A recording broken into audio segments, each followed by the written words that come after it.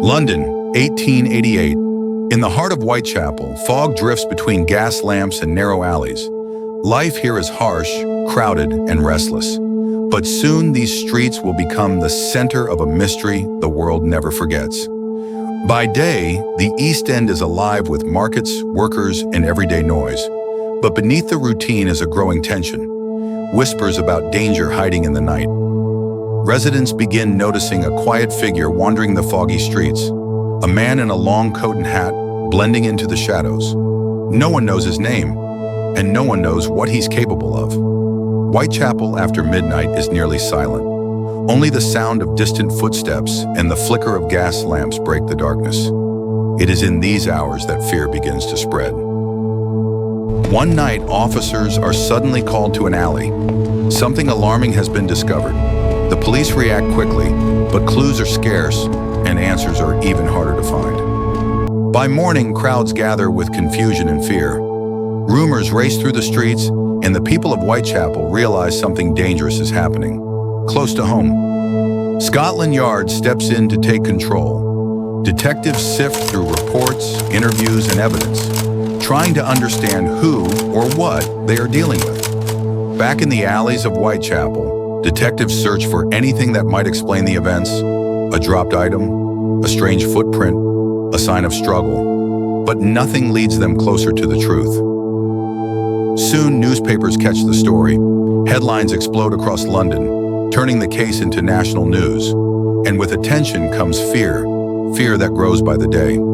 As word spreads, the East End changes.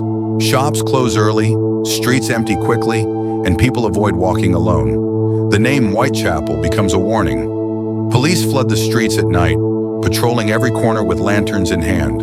But the fog is thick, the alleys are countless, and the killer remains unseen. Dozens of men are questioned: locals, travelers, workers, anyone who seems unusual. But every lead ends the same way, with more questions. Then a letter arrives, addressed to the police and signed with a chilling name: Jack the Ripper. Whether real or fake, the name spreads through London like wildfire. Later, another note appears, mysterious, taunting, and disturbing. Detectives study it carefully, unsure if it comes from the person they're hunting or from someone trying to fuel the panic. The people of Whitechapel refuse to stay helpless. Groups of men gather each night, walking the streets with lanterns, determined to protect their neighborhood. We have to find Despite endless interviews and hours of searching, the police have little to show. Maps fill up with marked locations, clues pile onto desks, but the mystery only deepens.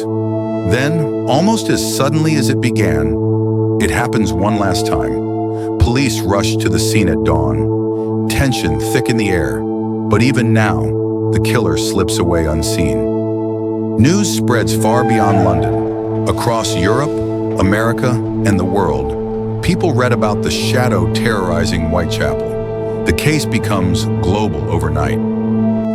As weeks pass with no new leads, the trail fades. Detectives close their files, believing the killer may have vanished, died, or escaped the city.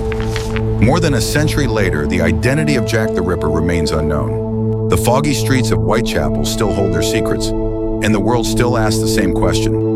Who was the man who walked into the mist and was never found? Thanks for watching Emperor Crime Files.